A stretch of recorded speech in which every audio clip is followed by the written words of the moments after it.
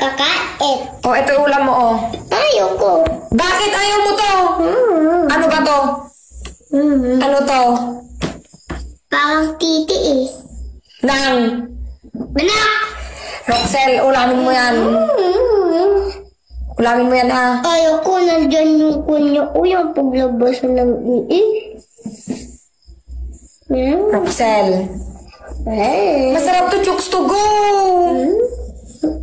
Kain na. Kainin mo to, ha?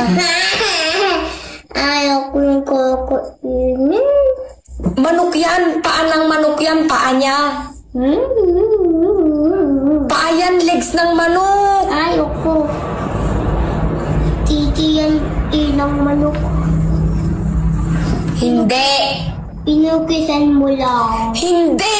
Paa to, legs to. One yan. Titi ng manok. Bad, Roxel. Hindi nakakain yung legs to. Isa. Dalawa.